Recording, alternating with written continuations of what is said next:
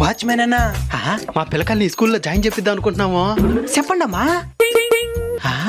లోపల చదువు బాగా చెప్తారా? బ్రహ్మాండంగా చెప్తారు. క్లాస్ రూమ్స్ ఫెసిలిటీస్ ఎక్సలెంట్ గా ఉంటాయి. మేడమ్స్ సూపర్ గా ఉంటారు. అదే పాఠాలు సూపర్ గా చెప్తారన్నాను.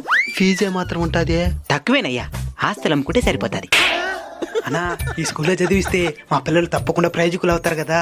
ఏందమ్మా ఇంకా నమ్మనంటున్నావు నువ్వు? అంతెందుకో, నేను కూడా ఇదే స్కూల్లో చదివి ఇక్కడే వాచ్మెన్ జాబ్కి సెలెక్ట్ అయినా.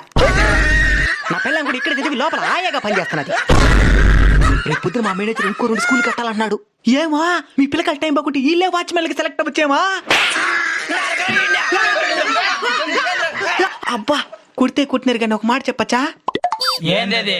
పిల్లలు ప్రయోజకులు అవ్వాలంటే స్కూల్ ఒకటి సరిగ్గా ఉంటే సరిపోదు, తల్లిదండ్రులు కూడా సరిగ్గా ఉండాలా. చాలా మంది పిల్లలు ఇంట్లో భరించి లేకుండా స్కూల్లో జాయిన్ చేస్తున్నారు. స్కూల్లో నుంచి పిల్లకాయలు వచ్చింది వాళ్ళు అక్కడ సెల్ ఫోన్ కొట్టేదే, వీళ్ళు సీరియల్ చూసుకునే